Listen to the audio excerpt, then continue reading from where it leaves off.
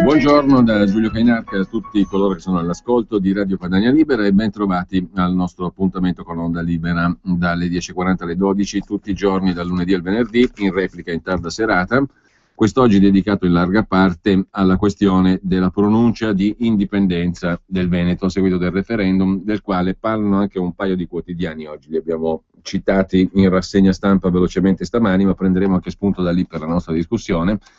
Intanto, brevemente uno sguardo alla prima pagina dell'agenzia ANSA di stamani. C'è notizia, primo titolo d'apertura, da Torino, di arresti. I carabinieri stanno eseguendo una decina di misure cautelari, cioè di arresti nei confronti dei dipendenti dell'agenzia territoriale della Casa di Torino. L'inchiesta partita l'anno scorso è sui favori ricevuti in cambio di assegnazione di appalti di manutenzione di caseggiati pubblici nel capoluogo piemontese.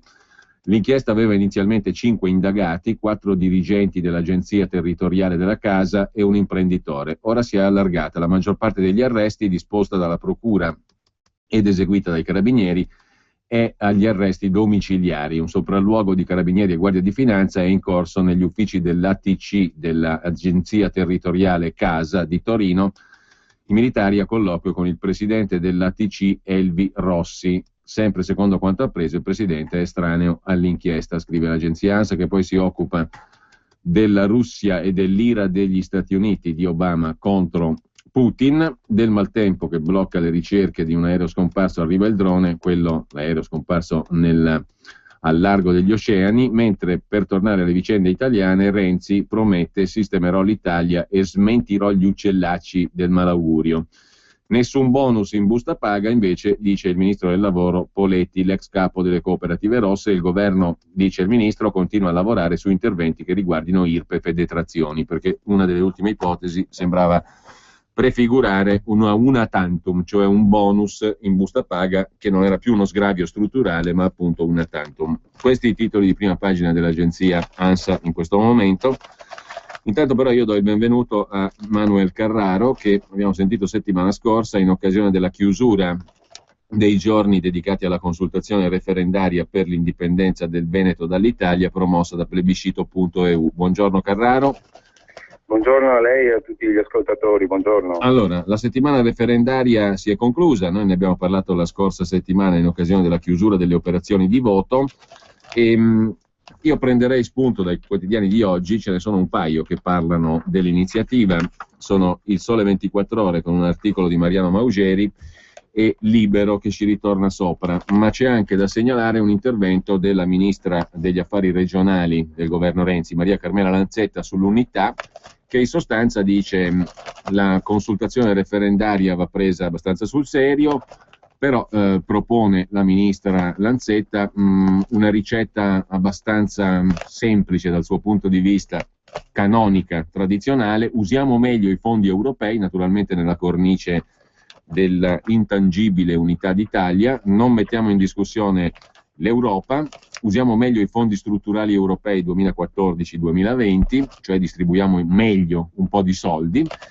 e facciamo le riforme economiche, vedi la storia del bonus in busta paga o sgravi strutturali e istituzionali, Senato, Camera delle Autonomie e via dicendo, così mettiamo a posto anche il Veneto. Tanto partiamo da qui e io gli chiedo cosa gliene pare della ricetta della ministra Lanzetta, che si appaia anche, Carraro chiedo scusa, si appaia anche ad altra notizia, cioè la notizia che Renzi, premier italiano, tornerà in visita in Veneto. Non si sa ancora il calendario, però sicuramente la prossima settimana Matteo Renzi si ritaglierà un paio di giorni per andare in Veneto. Breve commento e poi parliamo di altre cose, Carraro. Sì, benissimo. Per quanto riguarda la proposta della ministra, io dico che sono dei tentativi di ricucire una situazione abbastanza ridicola.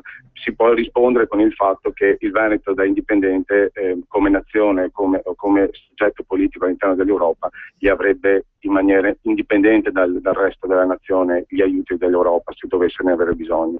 Ricordo che come Veneto ci basterebbe trattenere i soldi che annualmente ci vengono sottratti dal governo centrale, e sicuramente gli aiuti europei neanche li toccheremmo, insomma. Ricordo che questo rapina annuale è pari a 20 miliardi di euro, che è praticamente il residuo fiscale che ha il Veneto, come comunque anche altre regioni, almeno 3 nel nord dell'Italia. Bene, allora veniamo ai giornali di oggi. Io parto da lì per comodità, Carraro, poi però torniamo sugli esiti della consultazione e anche su quel che è accaduto ieri sera, no? Si è riunita per la prima riunione la prima magistratura politica della Repubblica Veneta, costituita da 10 delegati per l'indipendenza del Veneto, con una serie di punti all'ordine del giorno. Poi ne parliamo, perché così ci spiega anche un po' meglio di che si tratta. Però rimanendo ai giornali, io leggo oggi su Libero, abbiamo letto anche in rassegna stampa, che si parla di creare un partito per le prossime elezioni europee, a partire da questa iniziativa di plebiscito e di Veneto Sì. Veneto Sì, a quel che avevo capito io e che ho capito, era un, diciamo così, un sito anche internet, oltretutto, venetosì.org, nel quale si esponevano, nel momento in cui la consultazione referendaria era in corso, le ragioni del sì all'indipendenza, no? Sì, praticamente... Allora, adesso diventa un partito per le europee? Assolutamente no. Mi sembra anche poco improbabile riuscire a partecipare alle europee con gli sbarramenti che ci sono, quindi è una buttata fatta per destabilizzare l'enormità alla quale stiamo osservando. È chiaro che la stampa o comunque il regime cerchi di portare tutto sui piani a lui più consoni, a lui più gestibili, per poter controllare, quindi partiti, strutture, eccetera. Noi, come ribadito 1000 volte, plebiscito.eu è un comitato di cittadini, liberi cittadini, apartitico, trasversale, quindi non vogliamo essere competitor di nessuno, perché altrimenti non avremmo avuto questa, come si può dire, questa affluenza e questa partecipatività da parte di tutta la società veneta che abbiamo raccolto, insomma. Quindi lascerei perdere queste sciocchezze e non gli do neanche tanto atto, insomma.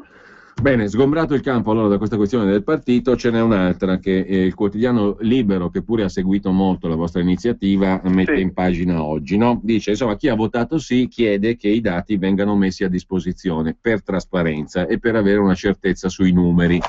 I numeri forniti da plebiscito sono quelli di oltre 2 milioni di persone, no? Quindi più della metà, senz'altro, i 3/4 anzi di coloro che hanno diritto al voto iscritti nelle liste elettorali in Veneto.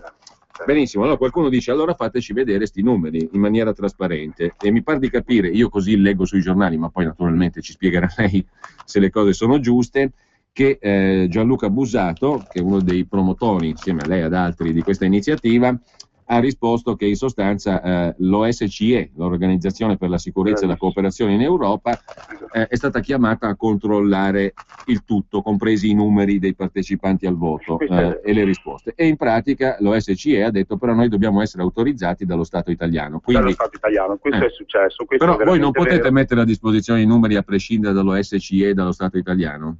Guardi, ci sono dei passaggi obbligatori da fare.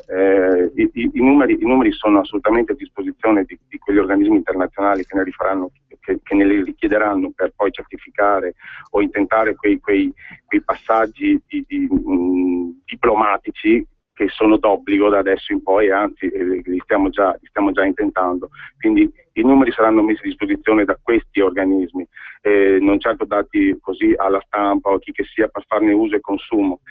Voglio far notare che se ci fossero dei dubbi sui numeri, addirittura li hanno sanciti e li hanno certificati in maniera inequivocabile un sondaggio indipendente da noi, fatto da Ivo Diamanti nella Repubblica addirittura, che ha, come si può dire, ha fatto un endorsement incredibile a quello che poi è successo la settimana scorsa in Veneto, facendo quello sì un sondaggio, non come il famoso referendum di cui si parla, perché il sondaggio, ricordo, viene fatto su un campione di popolazione, e un referendum è proprio un plebiscito, è stato fatto sul campione 1-1, cioè la totalità degli aventi diritto. Beh no, la questione dei numeri peraltro è importante, perché a un certo punto, nel momento in cui, e il dato è stato diffuso anche da plebiscito, si supera amplissimamente arriviamo addirittura ai 3/4 dei partecipanti al voto, la stragrande maggioranza e la maggioranza assoluta di coloro che hanno diritto al voto in Veneto, iscritti nelle liste elettorali, dice sì all'indipendenza, beh, questo è importante, no? Perché questo è il punto. La questione dei numeri non è capziosa, mi sembra, no, Carraro? Cioè non è una roba inventata. La questione dei numeri è importante. No, la questione dei numeri è quello che il dato che fa in modo di accelerare o meno tutto quell'iter istituzionale e internazionale che ci porterà all'indipendenza. I numeri sono importanti, li useremo nelle giuste sedi, perché dove sono... No, perché quello che voglio dirle io, non è che voglio interromperla, voglio dialogare con lei su questo, no? Quello che voglio dire è che è importante che ci sia certezza su questi numeri. Certezza. È tutto verificabile, è tutto certificabile, quindi quello non è sicuramente un punto di discussione. Il discorso è che, come lei ha giustamente fatto notare e poi ha anche detto questa mattina in un'altra trasmissione il nostro presidente Gianluca, organi internazionali che hanno richiesto di certificare sono lasciati alla porta, sono lasciati fermi al balcone, perché non gli viene data loro la possibilità da parte dello Stato al quale qualcuno dice che noi facciamo ancora parte, verificare, insomma, come l'Ocse. Quindi se vogliono iniziare a parlare di numeri, che diano la possibilità a questi certificatori internazionali di certificare e di soprattutto iniziare quelle operazioni che poi il referendum è atto a fare, cioè l'indipendenza. Bene, allora prima di entrare nel dettaglio, perché poi le curiosità sono tante anche per quanto riguarda il percorso che è appena iniziato dopo la consultazione referendaria, e poi intanto c'è la possibilità, lo ricordo, poi magari apriremo anche le linee tra non molto, c'è la possibilità di intervenire anche via SMS al 346 6427 756, perché parla sempre Cainarca, ha scritto il signor Gian in questo momento, sta parlando anche Manuel Carraro per conto di plebiscito e dell'iniziativa indipendentista referendaria di cui abbiamo ovviamente parlato, e poi parlerete anche voi visto che apriremo le linee. Con calma al signor Gian, non c'è problema, parlo io perché conduco questa rubrica. Comunque niente è eterno, posso anche defungere in diretta per il piacere del signor Gian, spero di no e mi auguro di no. Ad ogni modo, per andare invece a ciò che leggiamo sui giornali, ripeto, partiamo da lì per comodità e perché li abbiamo appena letti. Allora, c'è un'intervista oggi su Libero al consigliere regionale ex UDC, attuale esponente di Futuro Popolare. Io non ho dimestichezza con i raggruppamenti partitici all'interno del Consiglio regionale del Veneto, comunque Stefano Valdegamberi, il quale è stato presentato come il primo firmatario del progetto di legge che giace da più di un anno in Consiglio regionale sull'autodeterminazione del Veneto, per il referendum sull'autodeterminazione del Veneto. A parte la storia dei numeri, Valdegamberi dice numero più, numero meno, milione più, milione meno, che secondo me insomma non è proprio una questione marginale, ma comunque il referendum, dice il consigliere, ha avuto il merito di suscitare tanto interesse. Intanto però non ha validità giuridica, punto primo. E per quanto concerne invece il progetto che giace in regione, i favorevoli a parole diventano contrari alla prova dei fatti, perché il progetto in Regione Veneto è fermo appunto da un anno praticamente, e però martedì 1° aprile, dice Valdegamberi, che insomma non è una bella data, non lascia presagire molto bene, martedì 1° aprile ci sarà un ordine del giorno decisivo. Se il progetto arriva in Consiglio, i numeri ci sono, prima delle elezioni europee possiamo impostare un ragionamento attorno a un referendum vero. E qui, diciamo, la scadenza elettorale sembra un po' condizionare la fretta che molti esponenti politici hanno in questo momento dopo il referendum di cui abbiamo parlato, no? Comunque, la votazione di plebiscito.eu ha un valore di sondaggio, serve qualcosa di ufficiale, che è ciò che potrà uscire appunto dal Consiglio regionale del Veneto. Si richiama il consigliere Valdegamberi all'articolo 10 della Costituzione, al quale vi richiamate peraltro anche voi nel testo che è possibile scaricare dal sito plebiscito.eu e da venetosi.org, cioè in pratica l'articolo 10 della Costituzione italiana dice che l'Italia si conforma alle norme del diritto internazionale. Siccome nel diritto generalmente riconosciuta. Esatto, e siccome nel diritto internazionale c'è il diritto di autodeterminazione dei popoli. Il Veneto è stato riconosciuto come popolo e a termini di legge, e quindi il diritto di autodeterminazione viene automaticamente riconosciuto dall'Italia, stante la Costituzione italiana. Allora se ne deduce che l'iniziativa è possibile. Il diritto di autodeterminazione però deve emergere da una sede istituzionale, dice Valdegambri, cioè dal Consiglio regionale.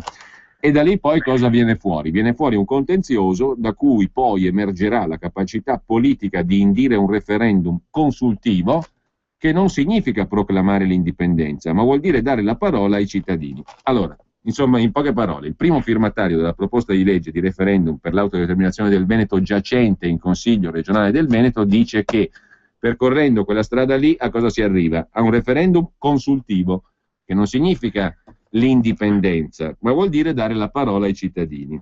Allora, mi sembra che ci sia una bella differenza rispetto a quello che dite voi, che dite adesso il referendum noi l'abbiamo fatto e da domani, cioè da oggi, da ieri, percorriamo una strada che non è quella di dare la parola ai cittadini con un referendum consultivo, ma fare delle cose delle quali poi ci occuperemo, perché c'è stato anche un decalogo all'ordine del giorno ieri sera che vediamo punto per punto. Quindi l'impostazione è radicalmente diversa, allora, Carraro. Ma certo è radicalmente diversa. Qui stiamo comunque parlando di esponenti di quelle che sono le istituzioni, che comunque sono espressione del governo centrale. Cioè qui merito al Consiglio regionale Stefano Valdegambri, che è stato il primo a credere poi a un progetto di legge basato sul nostro percorso e a portarlo in Consiglio regionale come primo firmatario all'alba del 16 febbraio dell'anno scorso. Quindi se ci fosse tutta questa volontà, o ci fosse stata tutta questa volontà, il referendum canonico detto da loro sarebbe già stato messo in atto. E il discorso che non abbia nessuna valenza giuridica, non ha valenza giuridica per la nazione di cui si parla adesso, l'Italia, ma agli occhi del mondo, proprio facendo riferimento a quei articoli che lei ha citato, cioè l'articolo 1 dell'ONU, del famoso patto di New York, dove si parla di principi di autodeterminazione dei popoli. Questo è una chiara, inequivocabile espressione di una volontà del popolo. Noi l'abbiamo fatto. Tutto quello che viene detto e viene sventolato da politici e politicanti, noi l'abbiamo fatto dal basso, partendo e iniziando a far parlare il popolo. Quindi il famoso referendum consultivo e tutta come si può dire, la prosopopea attorno ormai diventa inutile, perché, come detto, la settimana scorsa, dal 16 al 21 marzo, il popolo si è espresso. Siamo già andati oltre. Ora, proprio perché siamo oltre, non dobbiamo più guardare le istituzioni di un paese che in questo momento risulta straniero, visto che il popolo veneto si è espresso al mondo come soggetto giuridico, giusto? Si è aperto, è nato verso gli occhi del mondo come qualcosa di esistente, qualcosa che richiede di ritornare in possesso della propria identità, dignità, eccetera, eccetera. Questo è fine. Per carità, chiunque riesca ad arrivare al mare va benissimo, noi ci siamo già arrivati.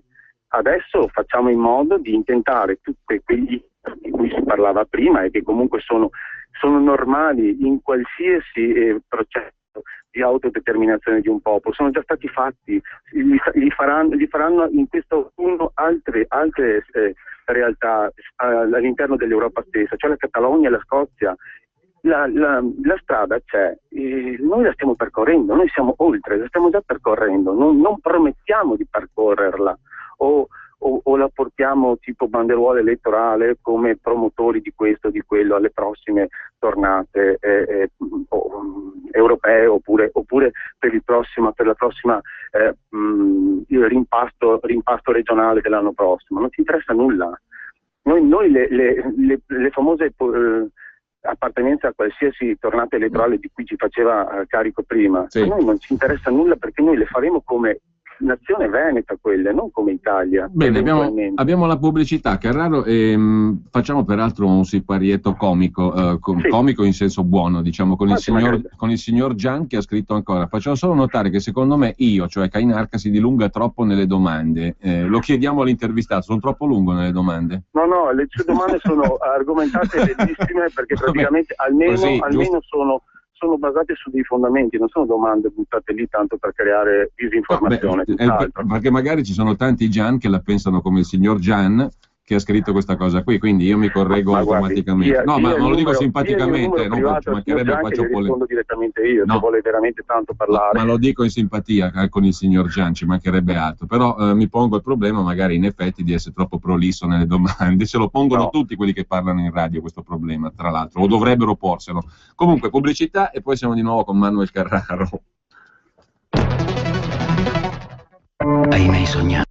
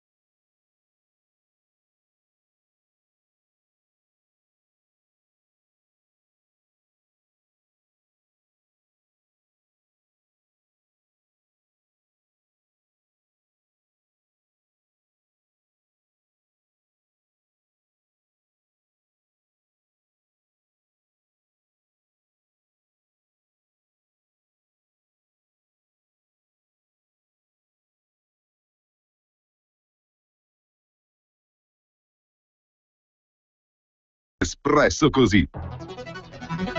Per la tua pubblicità su Radio Padania Libera, chiama il numero 02 66 23 44 22. Rieccoci in onda, con noi Manuel Carraro, uno tra i promotori dell'iniziativa plebiscito.eu, che ha portato alla consultazione referendaria per l'indipendenza del Veneto. Adesso parliamo poi degli sviluppi e delle conseguenze. Intanto tra poco si potrà anche intervenire, ci sono molte persone che desiderano intervenire e anche messaggi che stanno arrivando. Sante da Treviso chiede per esempio che differenza c'è tra indipendenza veneta e Lega Nord. Poi un altro ascoltatore parla invece dell'iniziativa delle firme raccolte dalla Lega e di quelle di Veneto Indipendente, mentre c'è una signora, Carla Teodolinda, niente meno, che mi dice: il mio lessico, il problema è troppo veloce, parlo troppo veloce, devo essere più didattico. Però la funzione didattica io la lascio a Manuel Carraro. Le domande degli ascoltatori però ci portano anche, e qui faccio l'ultima citazione di giornata dai quotidiani di stamani, all'articolo di Mariano Maugeri sul Sole 24 Ore, che io ho letto fondamentalmente così. Voi di plebiscito siete tutt'altro che dilettanti, però siete frazionisti, cioè come tutti i veneti, movimentucoli in eterno conflitto, e questa è la storia fin dai tempi della Liga dalla quale proviene Busato, nel 96 fu purgato dalla Lega, e peraltro intorno alla quale hanno ruotato anche per esempio elementi come Geremia Agnoletto, vice della LIFE, i liberi imprenditori federalisti europei, che è a sua volta vice di quel chiavegato che, da presidente della LIFE, ha guidato la rivolta dei forconi del dicembre scorso. Parola d'ordine: far fuori la Lega, no? Così mettiamo a posto anche questa questione del rapporto con la Lega. Le chiedo la sua opinione e poi entriamo invece nel dettaglio di quello che si è deciso ieri con la prima magistratura politica della Repubblica Veneta che si è riunita. Poi chiariamo anche cosa significa la prima magistratura politica della Repubblica Veneta. Prego, Carraro. Allora, per quanto riguarda la prima domanda, quella della differenza tra indipendenza veneta e la Lega, io esorto l'ascoltatore di chiedere ai diretti interessati, cioè io non ne ho idea che differenza abbiano i due partiti di cui si parla, quindi mi dispiace, non sono la persona adatta per poter fare questa risposta. Altre domande, adesso mi sfuggono. Il discorso della frammentazione. Sì, la frammentazione, guardi, a me non ha dato l'impressione che vi sia stata una frammentazione la settimana scorsa, ed è proprio per bypassare questi discorsi di partiti e partitucoli che noi ci siamo costituiti in un comitato. Non abbiamo nessuna bandiera se non quella marciana, dove si riconoscono tutti i veneti, e hanno dimostrato di riconoscersi. Forse è un salto di mentalità, un salto di qualità rispetto a quelle che sono le lottucole dei partitini per prendere la luce del sole in questo momento e in quello, a seconda delle tornate elettorali o delle scadenze che ci siano.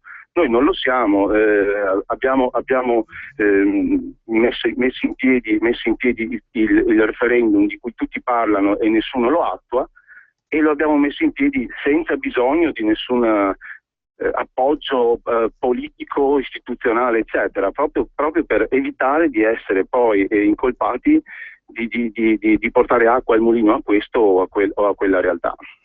Bene, Carraro, allora veniamo poi agli sviluppi, alle conseguenze, diciamo, della pronuncia referendaria, perché come accennavo prima e come avevamo detto anche in parte la settimana scorsa, e dopo il referendum era previsto e si è realizzato, diciamo, questo, una riunione dei 10 delegati per l'indipendenza del Veneto. Come sono stati scelti questi 10 delegati?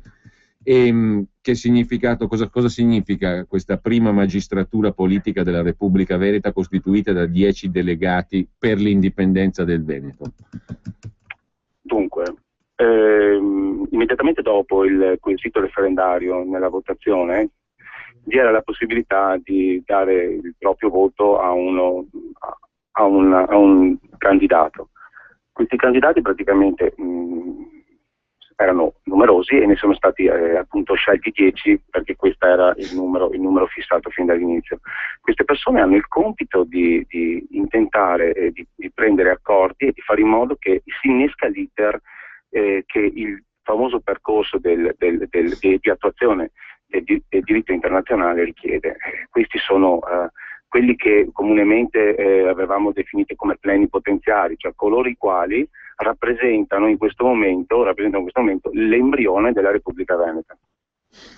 Bene, e la riunione di ieri sera, se non sbaglio, a Padova, della delegazione dei 10... esatto, così è, questo ha assunto questo nome qui. Dei 10 della Repubblica Veneta, ha esaminato alcuni punti, che sono tutti punti di un certo peso, anzi di parecchio peso. Il primo punto approvato dai 10 è il decreto di esenzione fiscale totale.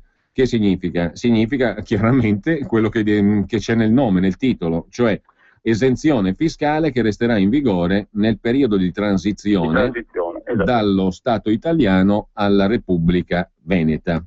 Il pagamento delle tasse ai governi stranieri è immorale e illegittimo. In settimana verrà definito coi tecnici un piano di dettaglio. Come si fa a passare a questo periodo di esenzione fiscale totale nei fatti, Carrara?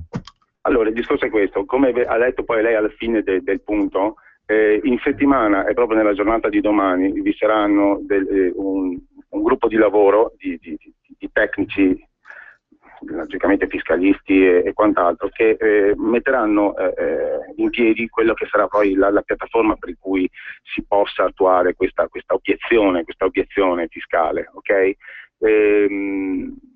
Senza incorrere in inciampi dal punto di vista di lasciare isolate le persone oppure lasciate a se stesse una volta che aderiranno a questo. Questo verrà fatto con il secondo punto poi di cui sopra, cioè l'esercizio territoriale, l'esercizio dell'indipendenza del Veneto nel territorio.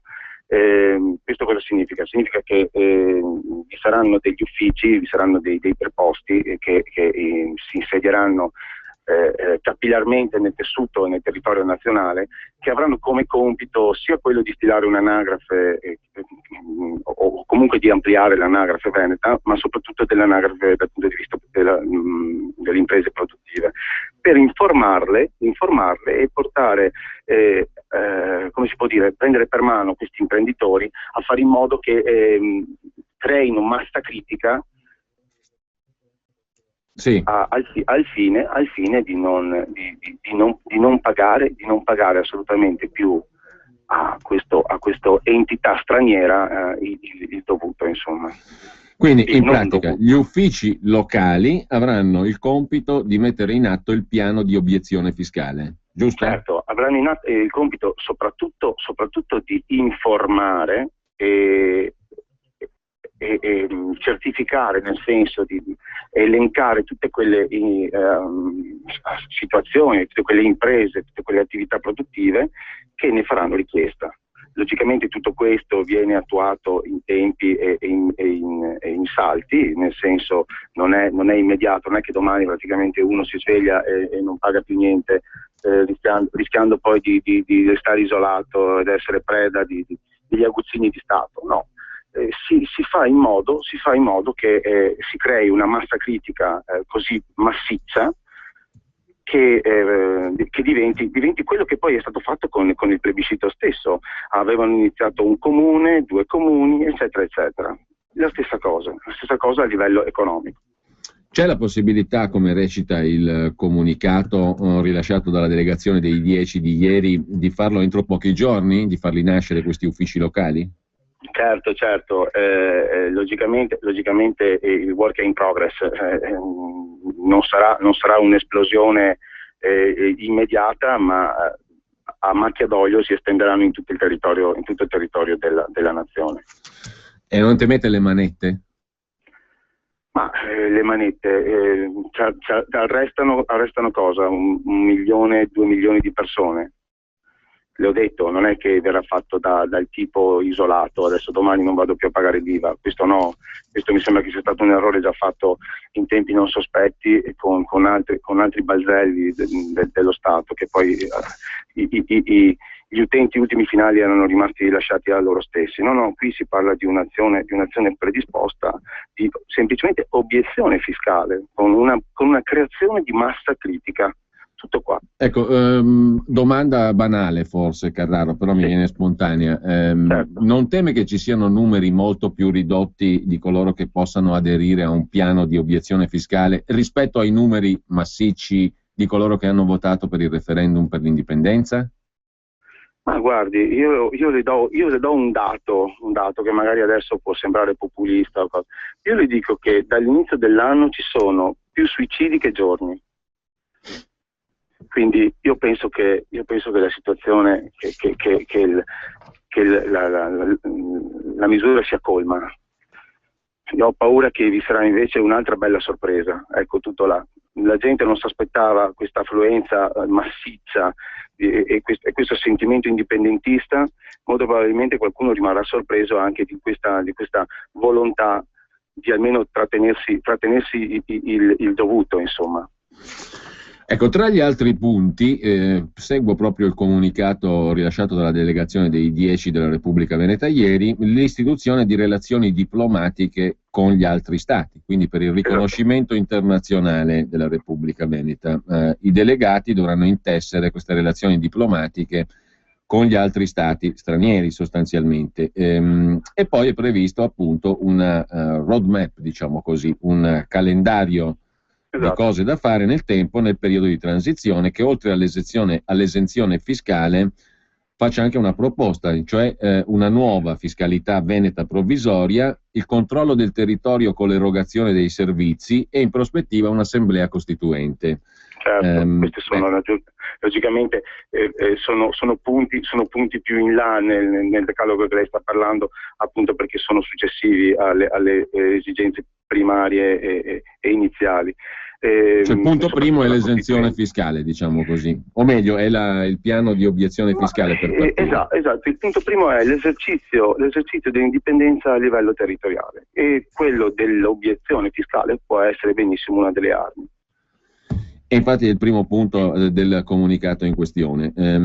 Si parla anche di assemblea costituente, eletta come? In che modo, diciamo, viene concepita questa assemblea costituente?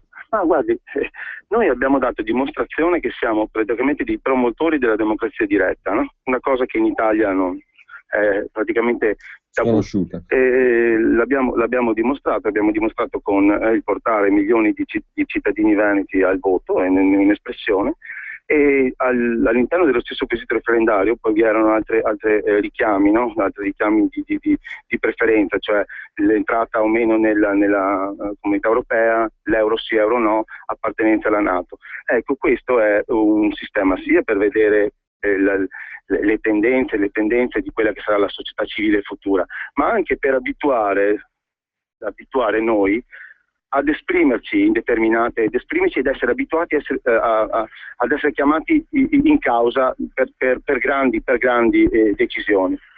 Sicuramente l'Assemblea Costituente verrà eletta e verrà richiesta l'elezione da parte di tutti i cittadini veneti, con una consultazione, con un referendum, come viene fatto in Svizzera poi del resto. Ricordo che in Svizzera vengono fatti dai 200 ai 250 referendum all'anno, per un sacco di motivi, dal scuolabus per i bambini al Parlamento cantonale. Quindi insomma questa è la visione. Bisogna abituare la gente ad essere chiamati ad avere una responsabilità decisionale. Quindi nella nuova Repubblica Veneta queste saranno le basi. Noi non stiamo facendo tutto questo per andare a fare una piccola Italia, cioè noi sappiamo benissimo cosa non dobbiamo fare, ricreare l'Italia in miniatura. Tutto il resto può essere virtuoso. Tra le esperienze virtuose che ci circondano, per esempio il modello svizzero è uno di questi.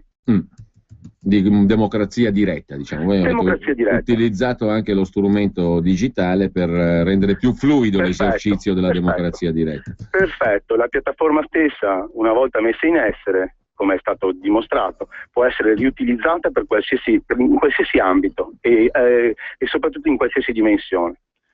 Ora è chiaro che la sfida, diciamo, è quella di tradurre in atto tutto ciò di cui stiamo parlando, no? Certo, perché non è una sfida da poco, informare le persone, la popolazione, le imprese, elaborare un piano di obiezione fiscale che sia a prova di bomba, inattaccabile, che non faccia venire paura a cittadini e imprese, ma che anzi li induca ad aderire, formare un'assemblea costituente, far riconoscere questo referendum, intessere relazioni diplomatiche. Insomma, è un bel lavoro massiccio, no?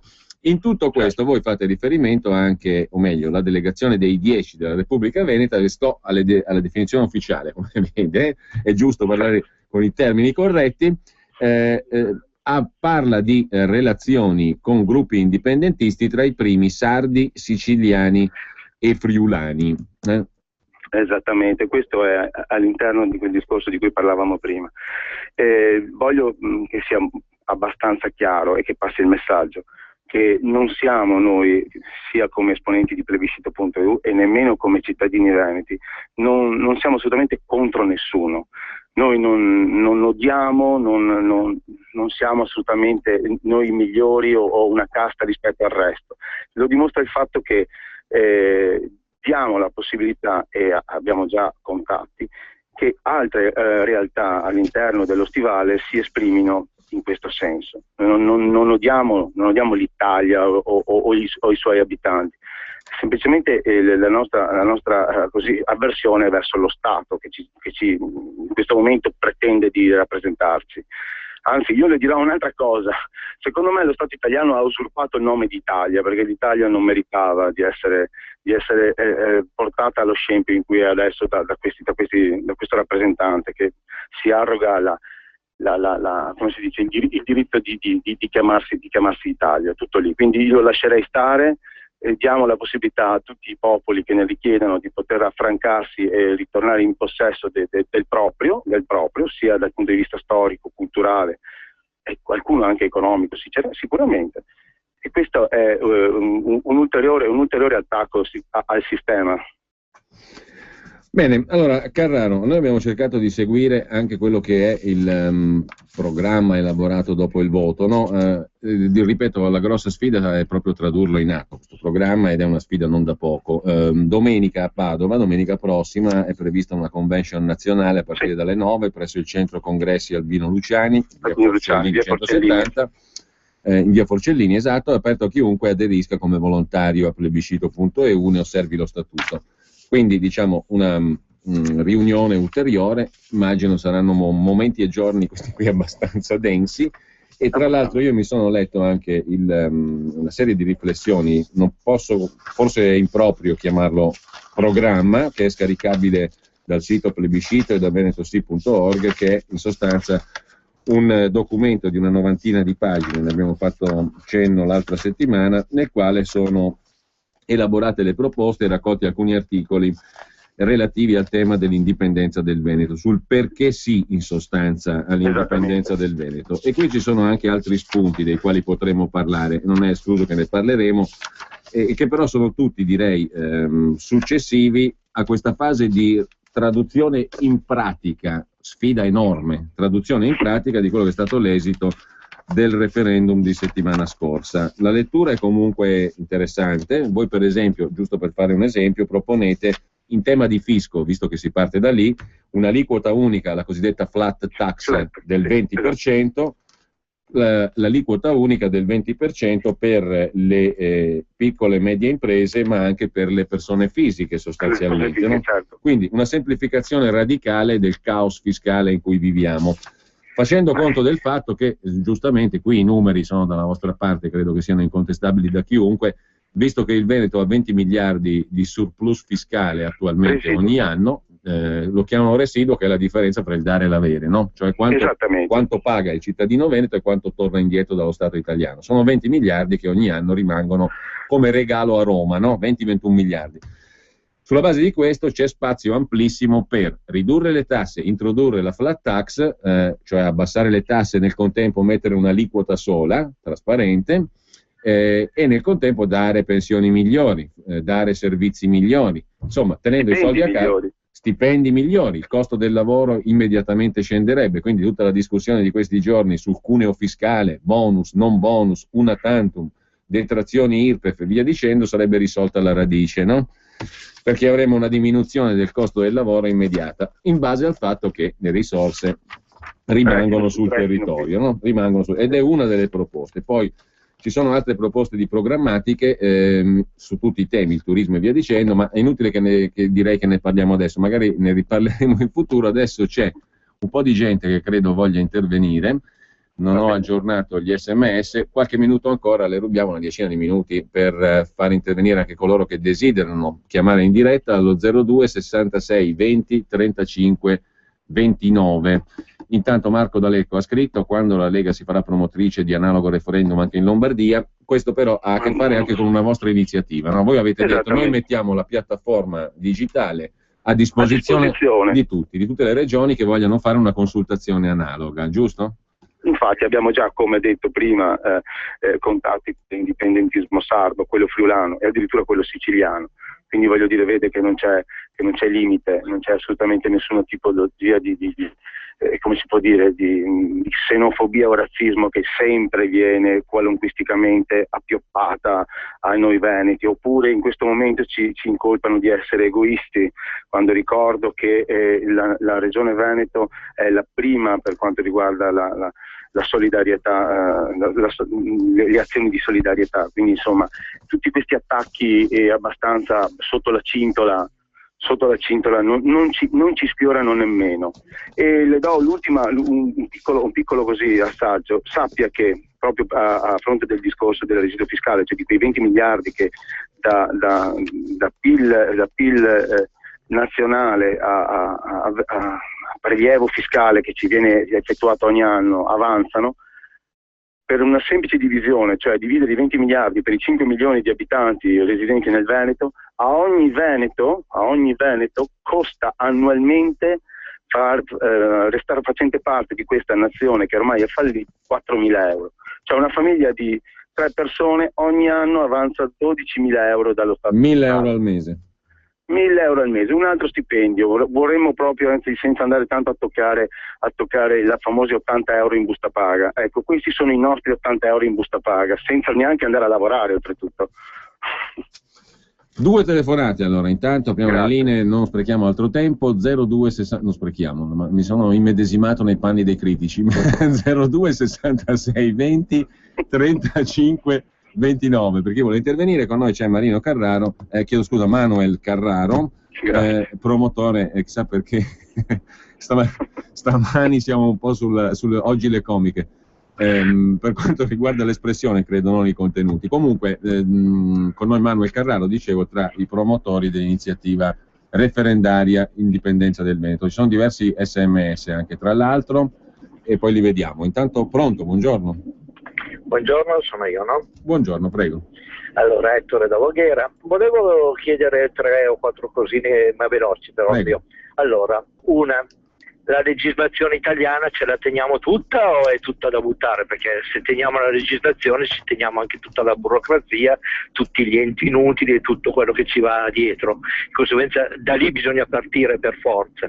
La seconda cosa, le leggi italiane hanno portato le tesorerie tutte a Roma, cioè gli sgay in Veneto non rimangono, o si tengono proprio con un'azione di forza o non c'è niente da fare. La terza cosa, i confini e una forza militare, perché la democrazia purtroppo si dipende anche in quella maniera, con i confini e la forza militare. Grazie, arrivederci. Grazie a lei. Posso dire 2 cose? L'altra telefonata e poi le lascio subito la parola. Pronto? Sì, pronto, buondì. Ornella da Monza, originaria di Verona. Allora, voglio dire questo. Questa è una guerra, lo dico proprio brevemente, è una guerra. Il punto, perché è una guerra? Perché il mondialismo, secondo me, non metterà mai le autonomie. Guardi, io ho un amico qui di Monza che vive da 10 anni in Spagna. L'Europa ha già detto no alla Catalogna, gliel'ha già detto. Qui non dice niente nessun media fa passare questa informazione, ma gli spagnoli lo sanno. L'Europa, per quanto riguarda l'indipendenza della Catalogna, ha già risposto no. Perché? Perché i mondialisti, i banchieri, i finanzieri internazionali hanno interesse ad amalgamare tutto, a fare un blocco unico, quindi non possono amare le autonomie.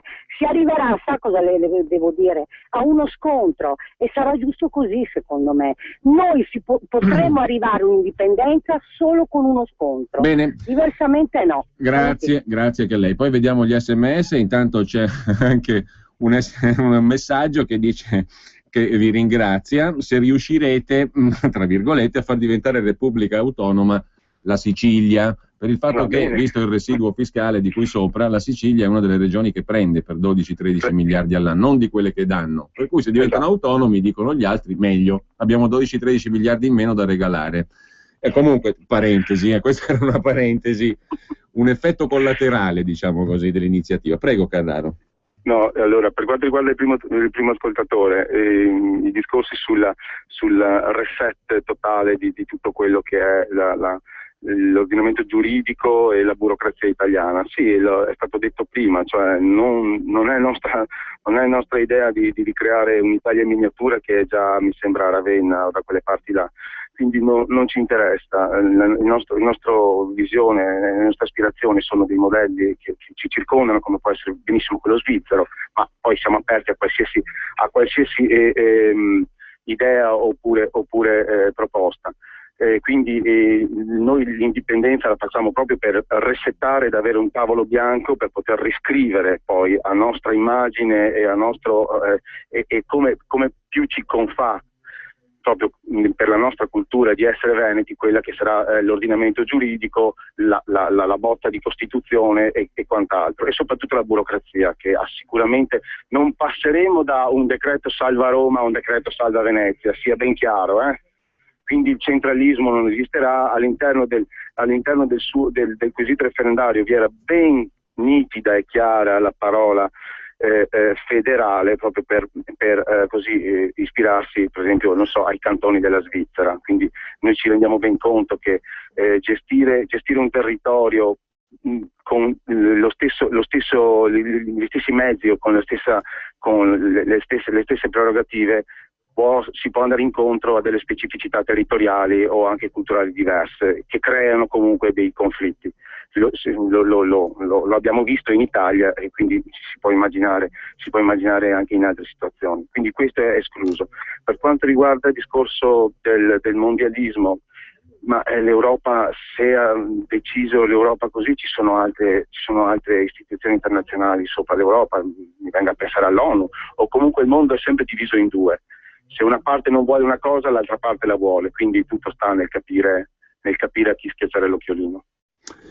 Allora, altre 2 telefonate, poi c'è un messaggio da Mestre: alle persone che conosco, ad alcune persone non è arrivato il bollettino per votare il referendum, non avevano il codice, si può sapere come mai. C'è un altro signore, però questa qui la tagliamo corta adesso, Stefano, la ringrazio perché mi ha perdonato che parlo troppo, grazie a Stefano da Varese. Poi, grazie Carraro, dai veneti doc sopravvissuti a campagne predatorie e mafiose di induzione al suicidio, invasioni predatorie per schiavizzarci. Adesso mi è saltato però il programma e vediamo dopo gli altri messaggi. Non sarebbe il caso, scrive Donatella da Belluno, prima di formare dei nuovi uffici per la raccolta tasse e mandare a casa gli impiegati che dipendono dallo Stato italiano? Graziano da Tre Baseleghe: anch'io ho partecipato al referendum, temo però che se non si arriverà a un oneroso compromesso non si otterrà l'indipendenza, cioè bisogna accollarci una grossa fetta del debito pubblico pur di raggiungere lo scopo. 2 telefonate, poi Carraro la parola a lei. Pronto? Grazie. Pronto? Buongiorno. Buongiorno, sono Kovac di Albenga, sono 20 anni qui in Italia e parlo a braccetto come Renzi, forse sbaglio qualcosa. Sono vostro ascoltatore assiduo. A braccio forse più che a braccetto. A braccio, sì. Voglio chiedere al signore se si rende conto con quale bestia deve fare conti, perché se un feudatario come cioè America ci può costringere a pagare gas 30%, 40% in più per loro obiettivi geopolitici, oppure se feudatario America ci costringe di assumere debito ucraino, questa povera Europa, come può lui pensare di ottenere indipendenza da un vassallo, cioè Italia, e non fare conti con feudatario America, non contare quante basi americane ci sono in Veneto? Grazie. Altra telefonata, pronto? Buongiorno direttore, buongiorno signor Carraro, sono Luca dalla Spezia. Intanto complimenti alla telefonata dell'ascoltatore prima di me.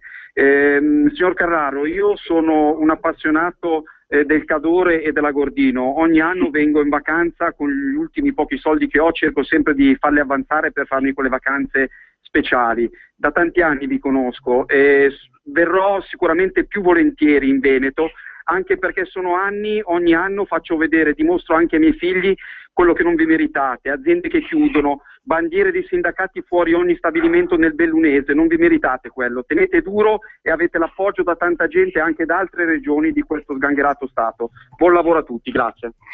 Grazie mille, grazie, apprezzo veramente questi. L'ultima telefonata. L'ultima telefonata, pronto? Pronto, ciao, sono Riccardo da Cuneo, Veneto d'origine. Intanto spero che me la darete lo stesso la cittadinanza, visto che sono nato e cresciuto in Veneto per 33 anni, poi mi sono sposato e sono passato in Piemonte. Poi, seconda cosa, la veronese Montasca non dice una cosa giusta per un motivo molto semplice. Barroso ha dichiarato sempre e ripetutamente che le regolamentazioni della comunità europea, dell'Unione Europea, hanno la loro base nel diritto internazionale, quindi Barroso ha detto che la comunità europea non può opporsi alla separazione al coso, e quindi questa è una disinformazione che viene fatta ovviamente in Spagna, perché non penso che la signora lo dica con cattiveria, è una disinformazione che viene fatta in Spagna dal governo Rajoy per evitare che la Catalogna, che ha già il 60% di favorevoli, veramente voglia e arrivi alla separazione, tanto che il referendum in Scozia vale per quello della Catalogna e vale per questo qui Veneto. Ultimissima cosa, quella questione dell'Italia in miniatura è una questione da cui almeno su Facebook io batto da un anno e mezzo. Io credo che sia opportuno instaurare il più presto possibile, ma proprio a breve giro di posta, come suol dirsi, questi tavoli per creare la base della Costituzione, la base degli ordinamenti giuridici sia in campo civilistico che penalistico. Non per niente, perché bisogna dare alla gente subito l'impressione che veramente la Repubblica Federale Veneta sarà un qualcosa di assolutamente diverso da quello che è stata l'Italia, perché se mi dovete regalare un sogno, non a me ovviamente perché sono fuori e tornerò solo quando sarà RFV. Bene, dobbiamo tagliare però, perché sì, chiedo scusa Riccardo, però non è che può parlare. Finisco velocemente. Se dovete darmi un sogno, datemelo fatto bene, insomma, datemi tutto subito. Ok, ciao. Prego, Carraro. Allora, intanto voglio rassicurare il telespettatore che non saremo chiusi al mondo, ma saremo aperti al mondo. Qui uno dei motti fondamentali che muove il plebiscito.eu è Veneto è chi Veneto fa, quindi non c'è preclusione a nessuno. Quindi la gente può benissimo tornare a riabitare le terre d'origine e anche sentirsi Veneto non essendo Veneto di nascita, quindi non c'è quello il problema. Per quanto riguarda il discorso della Costituzione, la Costituzione, come le ho detto, è in elaborazione e ci sta lavorando addirittura un esime professore che è originario di Genova, e quindi capite benissimo che non c'è nessuna come si può dire, prerogativa di tenersi le cose in casa, ecco, questo è quanto. Altre domande non me le ricordo. Il discorso è molto importante invece l'ultimo accenno che ha fatto il signore qui.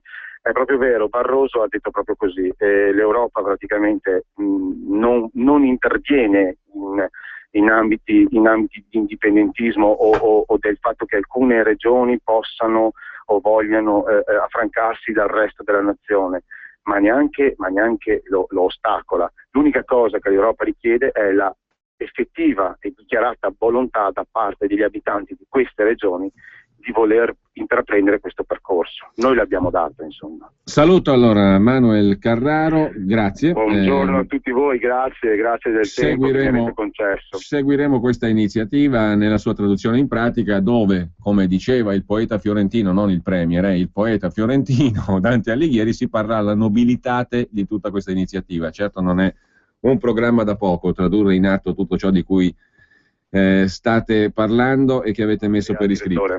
Grazie a Manuel Carraro, buon lavoro naturalmente e intanto brevemente, prima di una pausa musicale, direi che non c'entra nulla né con il Veneto né con l'Italia, prima della pausa musicale un paio di notizie.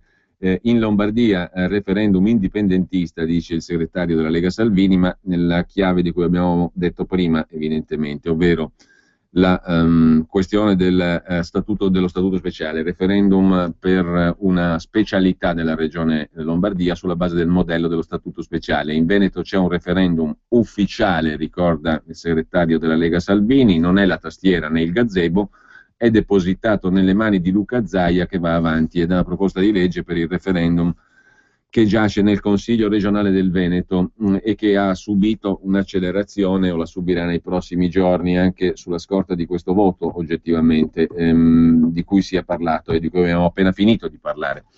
Mentre sempre in tema di annunci, oggi alle 14, oggi pomeriggio, nella sala Nassirya del Senato, il segretario federale leghista Salvini insieme con il presidente della Lega al Senato Bitonci e il deputato Molteni incontrano i giornalisti per parlare di sicurezza e immigrazione, anche alla luce della recente vicenda dell'ospitalità data ai presunti profughi sbarcati negli ultimi giorni sulle coste italiane. L'attenzione sarà rivolta anche ai risultati delle elezioni amministrative comunali francesi che hanno visto trionfare il Front National di Marine Le Pen, mentre l'agenzia ANSA in prima pagina in questo momento adesso mette la questione della Russia e della Crimea. Manteniamo i contatti con i partner del G8, dice la Russia dopo l'ira di Obama. La Russia sospesa dal club degli 8 grandi, forte preoccupazione della NATO, la prossima riunione del G7 si terrà a Bruxelles in giugno e sarà appunto a 7, non più G8 ma G7, perché la Russia è stata, tra virgolette, espulsa. Obama dice che Kiev non deve scegliere tra est e ovest, il verbo dovere usa il Presidente degli Stati Uniti, che forse a fatica potrebbe utilizzarlo in termini democratici per il proprio paese, lo usa per un altro paese e per l'Europa. La seconda notizia dell'ANSA di stamani è ancora, perlomeno in questo momento, è ancora relativa agli arresti a Torino per appalti su case popolari e poi c'è ancora poco altro se non un titolo relativo al numero 1 delle ferrovie dello Stato, Mauro Moretti. Se per le ferrovie c'è un'alternativa, ben venga, dice Moretti, cioè se qualcuno vuole prendere il mio posto, eccomi qua, sono disponibile, me ne vado. Bisogna valorizzare il capitale del gruppo Ferrovie dello Stato, che è un bene della collettività. C'è un articolo oggi su Italia Oggi, scritto da Roberto Giardina da Berlino, che parla proprio di manager ferroviari. Ma in Germania il manager che sbaglia paga, l'amministratore delegato delle ferrovie tedesche, è vero, guadagna più di quello delle ferrovie italiane, ma porta risultati. In Germania si licenzia, fuori i vertici anche del metro di Berlino e il capo di un aeroporto che non è stato terminato. Comunque, questo è un altro paio di maniche. Musica, bisogna recuperare un po' di fiato. Europa, naturalmente, né Italia né Veneto.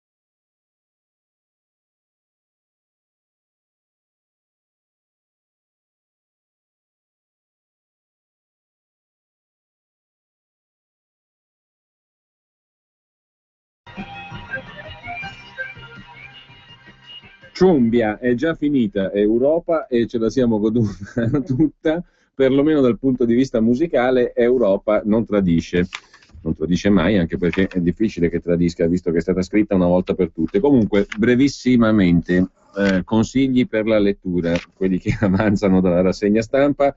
Dal quotidiano Avvenire, niente meno, vi sorprenderò: profughi e migranti, decuplicati gli arrivi, 5.500 sbarchi in 3 mesi, erano 500 nel 2013, 5.500 persone ovviamente sbarcate in 3 mesi, erano 500 l'anno scorso. Il centro di accoglienza di Milano al collasso, la diocesi di Frosinone mette a disposizione una struttura. Perfino sindaci come il sindaco di Vicenza del PD dicono basta, è tutta manovalanza per la criminalità, altro che profughi. E purtroppo, con tutto il rispetto delle singole persone e degli individui, va detto che il problema politico ormai non è riconducibile a un'amministrazione di un certo colore. Ne fa fede appunto uno su tutti la presa di posizione del sindaco di Vicenza, Achille Variati. E anche il quotidiano cattolico, tutto sommato, oggi fa un articolo per sottolineare che siamo in emergenza massima. La diocesi di Frosinone mette a disposizione una struttura. A Milano siamo al collasso, troppi ospiti anche in Sicilia, e a Pavia nordafricani all'hotel Ritz tra le polemiche. Mentre a proposito di altre questioni vi segnalo anche 3 commenti, 3 editoriali per chi volesse affrontare letture, come dire, un pochino più pesanti, tra virgolette, ma interessanti. In prima pagina sul Manifesto, Pier Giovanni Alleva si occupa di contratti a termine, la liberalizzazione tanto cara al capo delle coop, delle cooperative rosse, il ministro Poletti, col suo decreto per l'ulteriore precarizzazione del lavoro, uno sconcio etico e incostituzionale secondo Alleva sul Manifesto. L'ex senatore DS Massimo Villone invece si occupa degli stipendi dei manager. Caro Premier, prepara la corazza perché questi ti sparano contro, dice Villone al Presidente del Consiglio Renzi. Toccare i super manager significa ricevere pistolettate.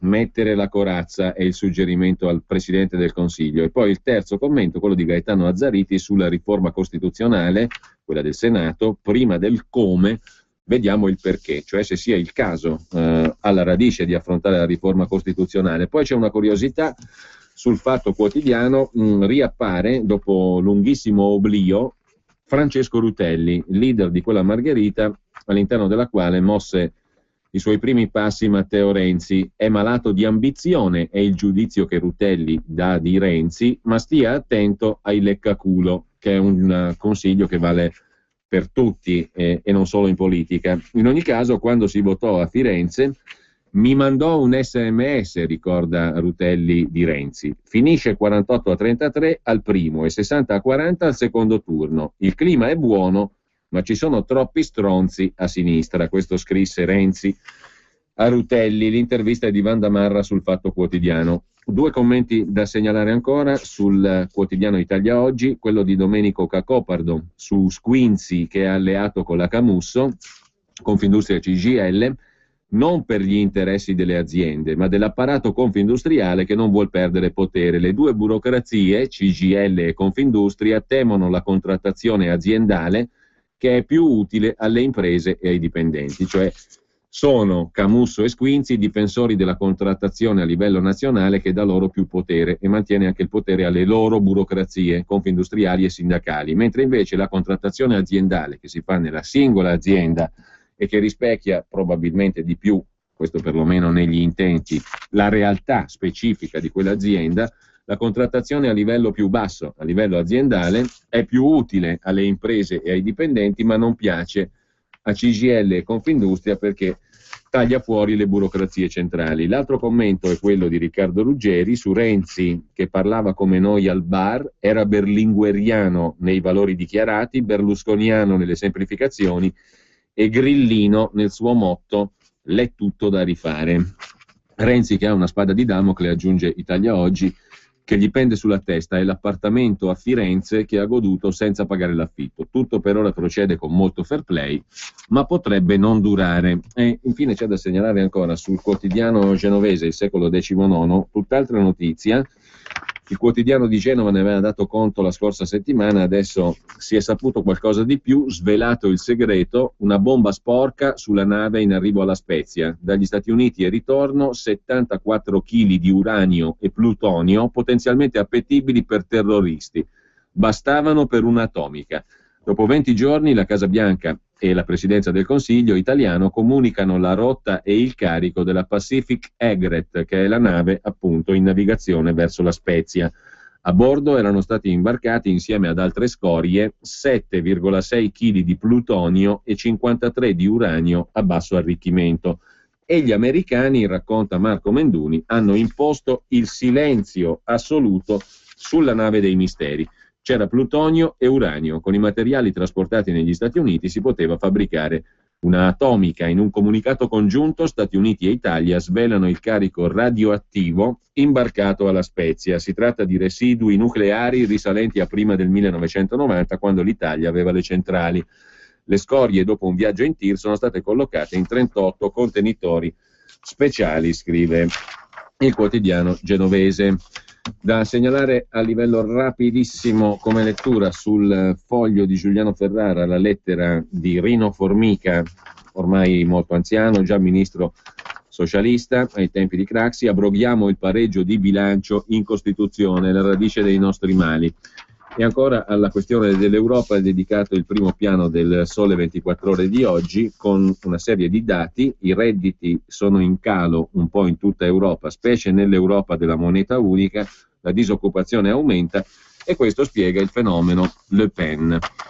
Infine c'è una lunga intervista su Italia Oggi a Enrico Bracalente, qualcuno se lo ricorderà, l'imprenditore creatore di Nero Giardini, che simpatizzava e dichiarò la sua simpatia anche per il movimento leghista.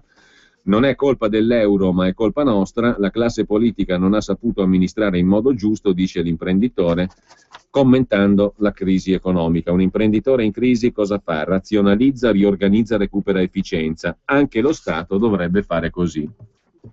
Colpa nostra, tra virgolette, cioè del sistema Italia, più che colpa dell'euro, dice Bracalente. Con ciò noi ci salutiamo e ci gustiamo Dick Hyman nell'interpretazione di uno dei brani più belli e difficili di Jelly Roll Morton, The Finger Breaker, una roba che ti spezza le dita. Buon pomeriggio a tutti da Giulio Cainarca. Well, if you like that kind of thing, maybe we ought to do something by Jelly Roll Morton, who has some bearing on that sort of piano playing.